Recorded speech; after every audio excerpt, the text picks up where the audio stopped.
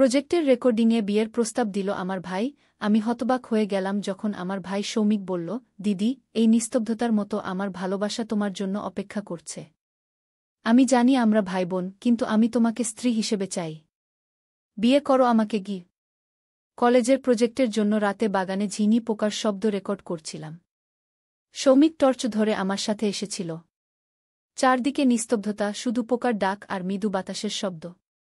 হঠাৎ সে রেকর্ডার বন্ধ করে এই কথাগুলো বলল। রেকর্ডার হাত থেকে পড়ে গেল ঘাসের উপর। আমি বিশ্বাস করতে পারছিলাম না নিজের কানকে।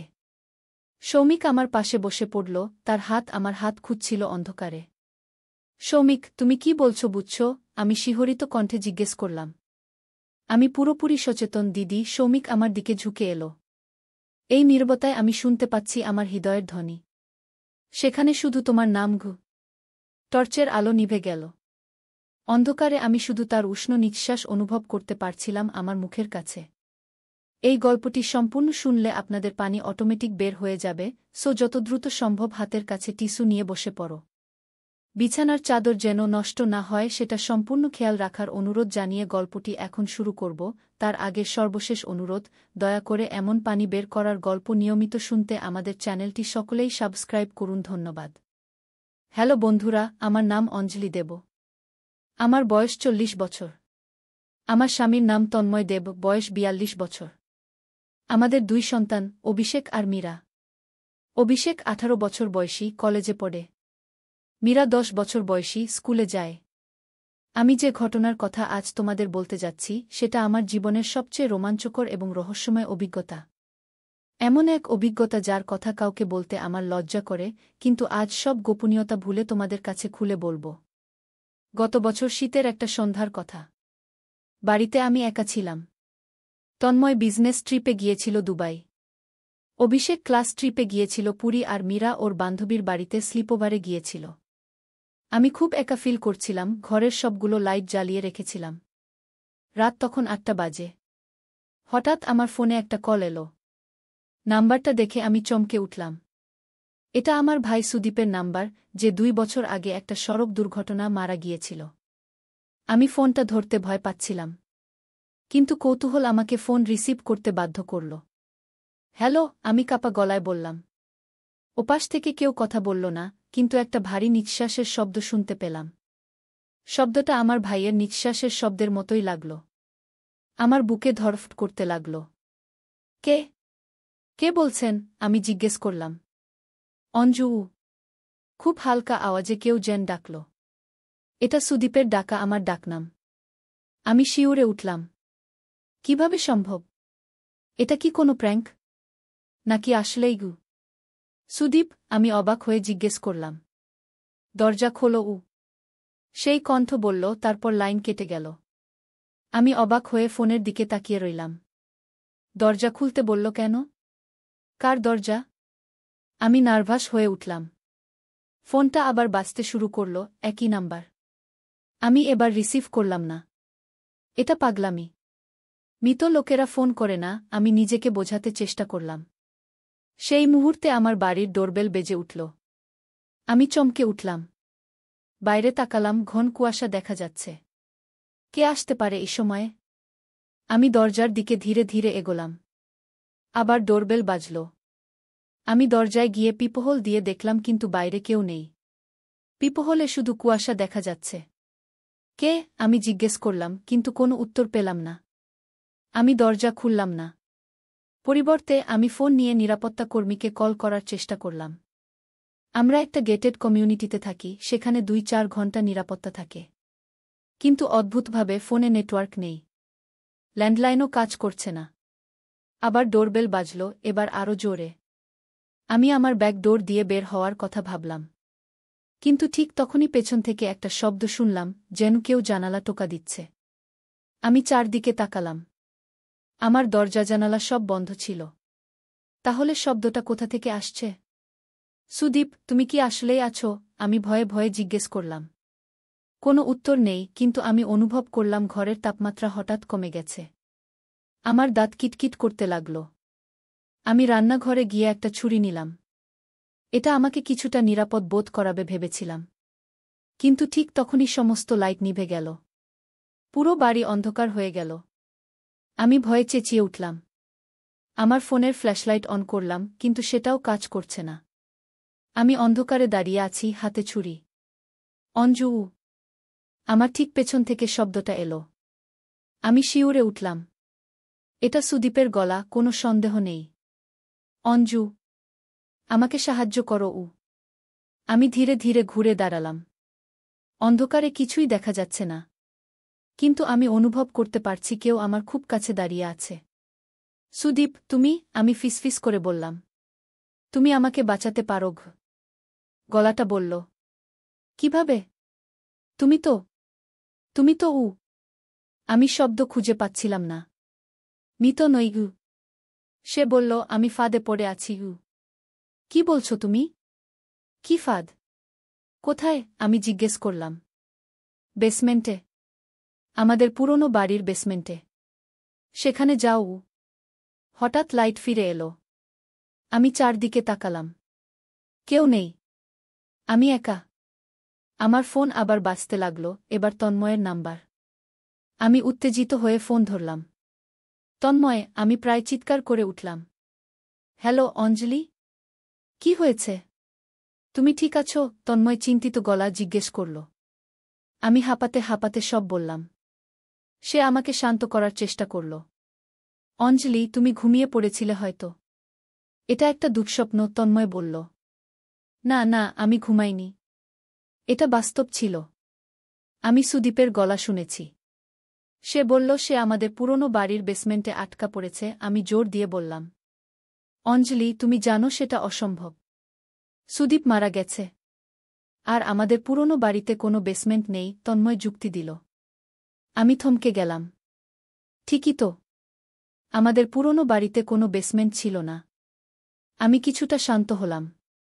হয়তো আমি সত্যিই একটা দুঃস্বপ্ন দেখেছিলাম। কিন্তু পরদিন সকালে আমার ফোনে একটা টেক্সট মেসেজ এলো, বেসমেন্টে যাও।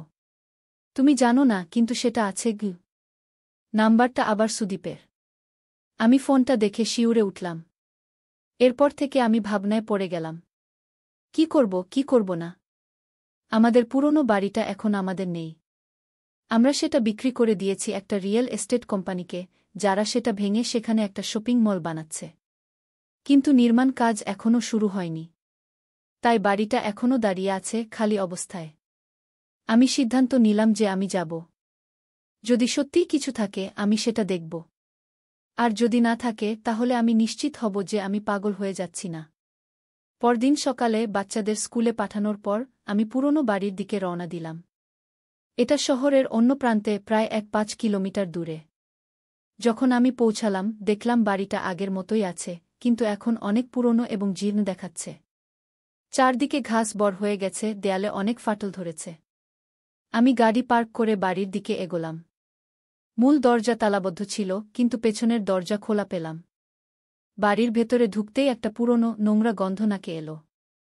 পুরনো বাড়ি, ধুলো আর কিছু নোংরা গন্ধের মিশ্রণ।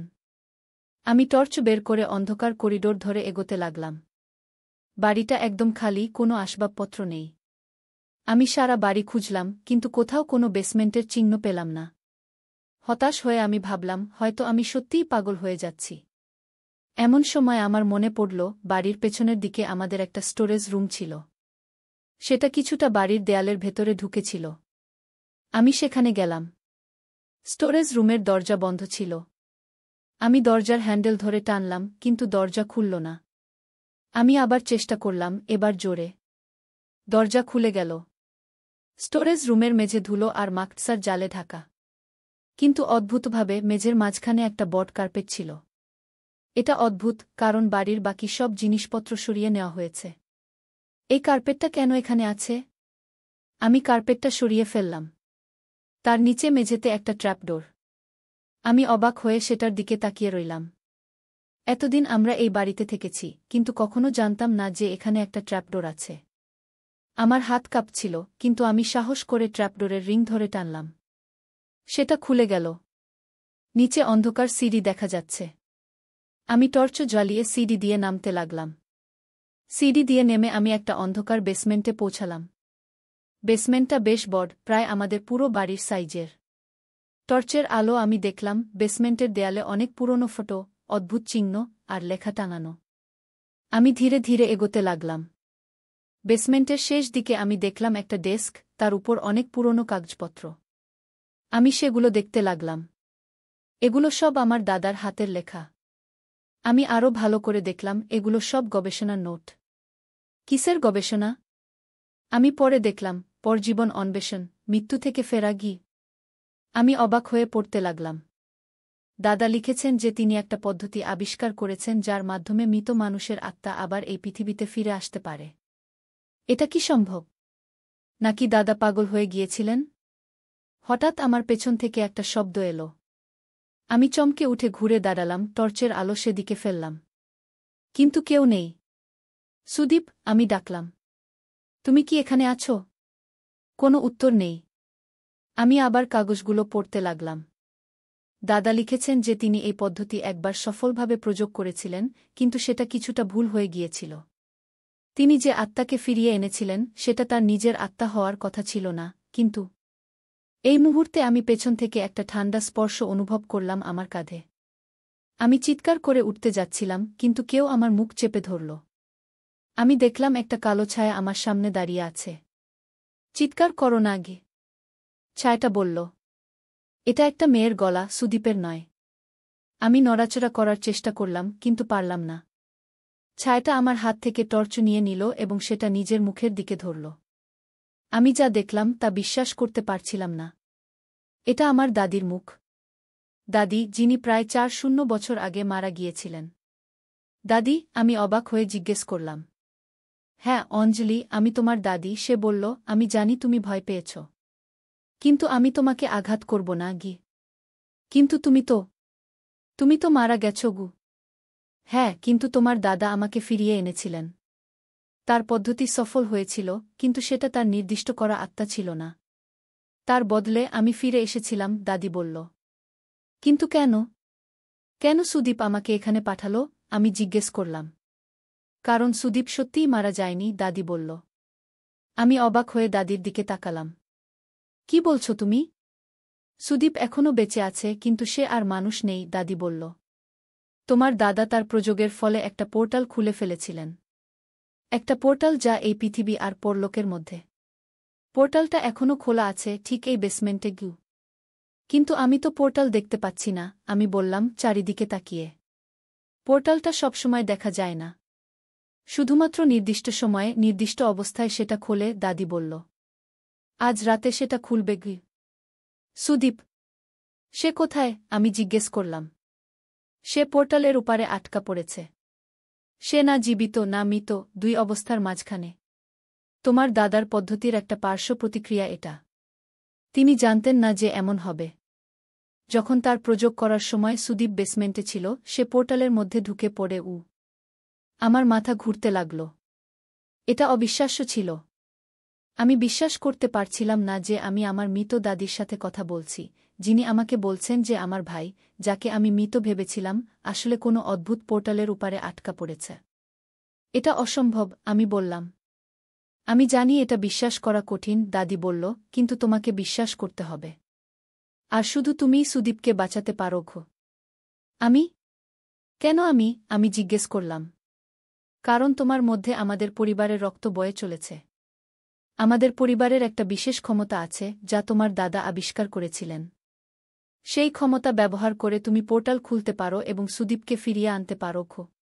কিন্তু আমি কি করে সেটা করব? আমি জিজ্ঞেস করলাম। আমি তোমাকে শেখাবো, দাদি বলল। কিন্তু আমাদের কাছে খুব কম সময় আছে। পূর্ণিমার রাত আজ, এবং পোর্টাল শুধু আজ রাতে খুলবে গু। দাদি আমাকে বেসমেন্টের আরেকটি অংশে নিয়ে গেল। সেখানে মেঝেতে একটা বড় বৃত্ত আঁকা ছিল, অদ্ভুত চিহ্ন দিয়ে।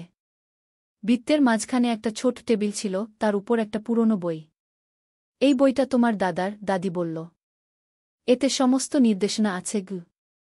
আমি বইটা খুললাম। সেটা একটা ডায়েরি, দাদার হাতের লেখায় ভরা। আমি পড়তে শুরু করলাম। আমি একটা উপায় আবিষ্কার করেছি যার মাধ্যমে আমরা মৃত্যুর পর্দা ভেদ করে দেখতে পারি। এটা একটা প্রাচীন বিজ্ঞান যা 1000 বছর ধরে গোপন ছিল। কিন্তু এটা বিপজ্জনক। পোর্টাল খোলার সময় কিছু নিয়ম মেনে চলতে হবে, নইলে ভয়ানক পরিণতি হতে পারে। আমি আরও পড়লাম। দাদা লিখেছিলেন যে প্রাচীন মিশরীয়রা এই বিদ্যা জানতেন, কিন্তু এটা ব্যবহার করা বন্ধ করে দিয়েছিলেন কারণ এটা খুব বিপজ্জনক ছিল। পোর্টাল শুধু পূর্ণিমার রাতে খোলা সম্ভব, যখন চাঁদের আলো বৃত্তের উপর পড়ে। আজ রাতে তোমাকে এখানে আসতে হবে, দাদি বলল। আমি তোমাকে সাহায্য করব। কিন্তু সাবধান, এই প্রক্রিয়ায় বিপদ আছে গু। কি বিপদ? আমি জিজ্ঞেস করলাম। পোর্টাল খোলার সময় ওপারের কেউ এপারে আসতে পারে, দাদি বলল। সবাই ভালো নয়। কিছু শক্তি আছে যারা এই পৃথিবীতে আসতে চায়। এবং তারা তোমার শরীর দখল করতে চাইবে গু। আমি ভয় পেয়ে গেলাম। এসব সত্যি? নাকি আমি পাগল হয়ে গেছি? এটা সত্যি, দাদি বলল। আমি জানি এটা বিশ্বাস করা কঠিন। কিন্তু আজ রাতে তুমি নিজের চোখে দেখবে গু। আমি এখন কি করব সেটা বুঝতে পারছিলাম না। একদিকে এটা অবিশ্বাস্য, এতটাই পাগলামি যে আমি নিজেকে বোকা বলে মনে করছিলাম। কিন্তু অন্যদিকে আমি আমার দাদিকে দেখেছি, যিনি ৪০ বছর আগে মারা গিয়েছিলেন। আমি সুদীপের গলা শুনেছি। এগুলো সব কিভাবে ব্যাখ্যা করা যায়? আমি এখন বাড়ি যাব, আমি বললাম। আমার ভাবার সময় দরকার। ঠিক আছে, দাদি বলল। কিন্তু মনে রেখো, আজ রাতেই শেষ সুযোগ। পরের পূর্ণিমা আসতে ১ মাস সময় লাগবে, আর ততদিন সুদীপ হারিয়ে যাবে গু। আমি বাড়ি ফিরে এলাম, মাথা বিভ্রান্তিতে ভরা। আমি কি করব? আমি কি সত্যিই বিশ্বাস করি যে আমার দাদি ফিরে এসেছেন, যে সুদীপ কোনো পোর্টালের উপারে আটকা পড়েছে? নাকি আমি পাগল হয়ে গেছি? সারাদিন আমি এসব ভাবতে লাগলাম। বিকেলে তন্ময় ফোন করল। সে কাল সকালে ফিরে আসছে। আমি তাকে কিছু বললাম না। সে আমাকে পাগল ভাববে। বাচ্চারা স্কুল থেকে ফিরে এলো। আমি তাদের সাথে স্বাভাবিক ব্যবহার করার চেষ্টা করলাম, কিন্তু আমার মন অন্যত্র ছিল। আমি বারবার ঘড়ির দিকে তাকাচ্ছিলাম। সন্ধ্যা হতে আর কতক্ষণ? রাত ৮টায় বাচ্চারা ঘুমাতে গেল। আমি তাদের ঘুম পাড়িয়ে আমার বেডরুমে এসে বসলাম। আমার সিদ্ধান্ত নিতে হবে। আমি কি যাব? নাকি এটা একটা পাগলামি যা আমি নিজেই তৈরি করেছি? আমি দাদির ফটো দেখতে লাগলাম, যেটা আমার ড্রয়ার থেকে বের করেছিলাম। তিনি খুব সুন্দর ছিলেন, এবং আমি যাকে দেখেছিলাম সে দেখতে হুবহু দাদির মতো। রাত ১টায় আমি সিদ্ধান্ত নিলাম। আমি যাব। বাচ্চারা ঘুমিয়ে আছে আর আমার নেবারহুডে শান্তি। আমি দ্রুত তৈরি হয়ে নিলাম। কাপড় পরলাম, টর্চ নিলাম, আর আমার ফোন। আমি বাচ্চাদের ঘর থেকে উকি মেরে দেখলাম তারা ঘুমাচ্ছে কিনা। তারপর আমি চুপি চুপি বাড়ি থেকে বের হয়ে গেলাম। রাস্তা খালি ছিল। আমি গাড়ি চালিয়ে পুরনো বাড়ির দিকে রওনা দিলাম। মনে মনে ভাবছিলাম, এটা খুব বোকামি। আমি রাতে একা একটা ভাঙা বাড়িতে যাচ্ছি, কারণ আমি মনে করি আমার মৃত দাদি আমাকে সেখানে যেতে বলেছেন, যাতে আমি আমার ভাইকে বাঁচাতে পারি, যে একটা পোর্টালের উপারে আটকা পড়েছে। এটা শুনলে যে কেউ আমাকে পাগল বলবে। আমি বাড়িতে পৌঁছে গেলাম। রাত তখন প্রায় ১:৪-৫। চাঁদ আকাশে উঠেছে, পূর্ণিমার চাঁদ, উজ্জ্বল এবং বর। আমি গাড়ি থেকে নেমে বাড়ির দিকে তাকালাম। রাতের অন্ধকারে বাড়িটা আরও ভয়ঙ্কর দেখাচ্ছিল। আমি গভীর শ্বাস নিয়ে এগিয়ে গেলাম। পেছনের দরজা দিয়ে আমি ভেতরে ঢুকলাম। ভেতরে অন্ধকার, শুধু চাঁদের আলো জানালা দিয়ে ঢুকছে। আমি টর্চ জ্বালালাম আর ধীরে ধীরে স্টোরেজ রুমের দিকে এগোলাম। রুমে ঢুকে আমি দেখলাম কার্পেট সরানো, ট্র্যাপডোর খোলা। আমি বুঝতে পারলাম দাদি আমার জন্য অপেক্ষা করছেন। আমি সিঁড়ি দিয়ে বেসমেন্টে নামলাম। বেসমেন্টে নেমে আমি দাদিকে খুঁজতে লাগলাম। দাদি, তুমি কি এখানে আছো? এখানে অঞ্জলি, তিনি বললেন। আমি টর্চের আলো সেদিকে ফেললাম। দাদি সেই বৃত্তের পাশে দাঁড়িয়েছিলেন। কিন্তু এবার তিনি একা ছিলেন না। তার পাশে আরও কয়েকজন দাঁড়িয়েছিল, সবাই কালো পোশাক পরা, তাদের মুখগুলো অস্পষ্ট ছায়ায় ঢাকা। এরা কারা? আমি জিজ্ঞেস করলাম, ভয় পেয়ে একটু পেছনে সরে গেলাম। এরা আমার সাহায্যকারী, দাদি বললেন। পোর্টাল খোলার জন্য আমাদের কয়েকজন লোক দরকার গু। আমি সন্দেহজনকভাবে তাদের দিকে তাকালাম। তারা নড়াচড়া করছিল না, মূর্তির মতো দাঁড়িয়েছিল। এবার সময় হয়েছে, দাদি বললেন উপরের দিকে তাকিয়ে। আমিও উপরে তাকালাম। ঠিক আমাদের উপরে একটা বড় জানালা ছিল, যার মধ্য দিয়ে চাঁদের আলো বেসমেন্টে ঢুকছিল। চাঁদের আলো ঠিক বৃত্তের উপর পড়ছিল। তুমি কি করতে হবে জানো? দাদি আমাকে জিজ্ঞেস করলেন। না, আমি উত্তর দিলাম। দাদি আমার হাত ধরলেন আর আমাকে বৃত্তের মাঝখানে নিয়ে গেলেন। ছায়ামূর্তিরা আমাদের চারপাশে বৃত্তের উপর এসে দাঁড়াল। এই বইটা ধরো, দাদি আমাকে সেই ডায়েরি দিলেন। এবং এগুলো পড়ো, তিনি একটা পৃষ্ঠা খুলে দিলেন। পৃষ্ঠায় কিছু অদ্ভুত ভাষায় লেখা ছিল যা আমি চিনতাম না। কিন্তু অদ্ভুতভাবে আমি বুঝতে পারছিলাম কিভাবে শব্দগুলো উচ্চারণ করতে হবে। পড়ো, দাদি আবার বললেন। আমি পড়তে শুরু করলাম। শব্দগুলো আমার মুখ থেকে বের হচ্ছিল যেন আমি জন্ম থেকেই এই ভাষা জানি। যত আমি পড়ছিলাম ততই বৃত্তটা আলোকিত হয়ে উঠছিল, চাঁদের আলো উজ্জ্বল হয়ে।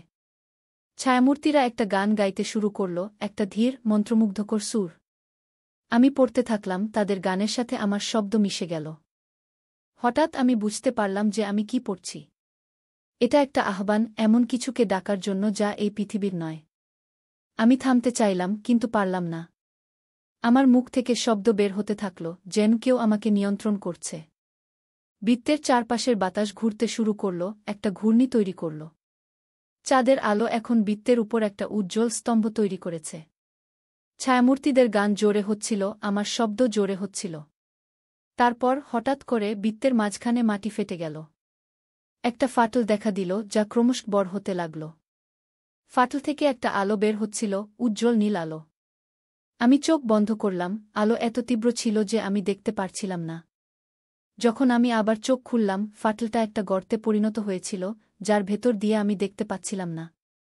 কিন্তু আমি অনুভব করতে পারছিলাম যে ওপারে কিছু আছে যা আমাকে দেখছে।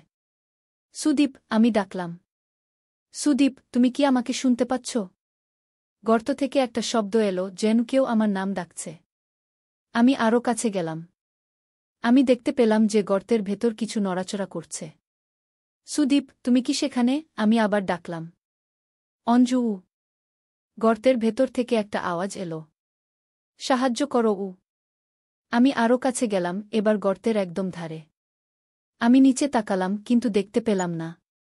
শুধু অন্ধকার আর সেই উজ্জ্বল নীল আলো। অঞ্জু, আমাকে টেনে তোলো। আওয়াজটা আবার এলো। আমি হাত বাড়ালাম গর্তের দিকে। দাদি আমার পেছনে দাঁড়িয়েছিলেন, ছায়ামূর্তিরা এখনও গান গাইছিল। সাবধান, দাদি বললেন। কেবল সুদীপকে আনতে হবে, অন্য কাউকে নয়। গিয়ে আমি হাত বাড়িয়ে রাখলাম। হঠাৎ আমি একটা হাত অনুভব করলাম যা আমার হাত ধরল। আমি জোরে টানতে লাগলাম। একটা মূর্তি গর্ত থেকে বের হয়ে এলো। কিন্তু এটা সুদীপ ছিল না। এটা একটা অদ্ভুত প্রাণী ছিল, মানুষের আকারের, কিন্তু তার চামড়া কালো এবং চকচকে, তার চোখ বড় এবং লাল। এটা আমার দিকে তাকিয়ে হাসল, তার দাঁত ধারালো। আমি চিৎকার করে উঠলাম আর আমার হাত ছিনিয়ে নিলাম। প্রাণীটা গর্তে ফিরে গেল। সাবধান, দাদি চিৎকার করলেন। ওরা তোমাকে বিভ্রান্ত করার চেষ্টা করছে। শুধু সুদীপের গলা শোনো। আমি আবার চেষ্টা করলাম। সুদীপ, তোমার গলা দিয়ে কিছু বলো, যাতে আমি তোমাকে চিনতে পারি। গর্ত থেকে অনেক আওয়াজ আসতে লাগল, যেন অনেক লোক আমাকে ডাকছে। কিন্তু তারপর আমি সুদীপের গলা শুনলাম, স্পষ্ট এবং পরিষ্কার। অঞ্জু, মনে আছে আমরা ছোটবেলায় পুকুরে সাঁতার কাটতাম? মনে আছে আমি একবার ডুবে গিয়েছিলাম আর তুমি আমাকে বাঁচিয়েছিলে? আবার আমাকে বাঁচাও। এটা সুদীপ। এটা এমন একটা ঘটনা যা শুধু আমরা দুজন জানি। আমি আবার হাত বাড়ালাম। আবার একটা হাত আমার হাত ধরল। এবার আমি টেনে তুললাম আর সুদীপকে গর্ত থেকে বের করে আনলাম। সে আমার পাশে মাটিতে পড়ে গেল, হাঁপাতে হাঁপাতে। সে দেখতে অনেক পরিবর্তন হয়েছে। তার চুল সাদা হয়ে গেছে, তার চেহারা শুকিয়ে গেছে। সুদীপ, আমি তাকে জড়িয়ে ধরলাম। কিন্তু তখনই আমি বুঝতে পারলাম যে কিছু ভুল হয়েছে। সুদীপের দেহ আমার বাহুতে শক্ত হয়ে গেল, তারপর সে আমার দিকে তাকালো, তার চোখ লাল। ধন্যবাদ, অঞ্জলি, সে বলল, কিন্তু তার গলা আর সুদীপের মতো ছিল না। তুমি আমাকে মুক্ত করেছ, গু। আমি পেছনে সরে গেলাম। এটা সুদীপ নয়। দাদি, আমি চিৎকার করে উঠলাম। দাদি আমার পাশে এসে দাঁড়ালেন। এটা সুদীপ নয়, তিনি বললেন। এটা একটা ভূত, যে তোমাকে বিভ্রান্ত করেছে। গি নকল। সুদীপ হাসতে লাগল, একটা ভয়ঙ্কর হাসি। আমি অনেক বছর ধরে অপেক্ষা করছি, সে বলল। অনেক বছর ধরে আটকা ছিলাম সেই পোর্টালে। এখন আমি মুক্ত। এবং এই শরীর এখন আমার। গু না, আমি চিৎকার করলাম। দাদি আমার হাত ধরলেন। চিন্তা করো না, আমরা একে আবার পোর্টালে ফেরত পাঠাবো। দাদি আবার সেই বইটা খুললেন আর আমাকে পড়তে বললেন। আমি পড়তে শুরু করলাম, এবার অন্য পৃষ্ঠা থেকে। আবার সেই অদ্ভুত ভাষা, কিন্তু এবার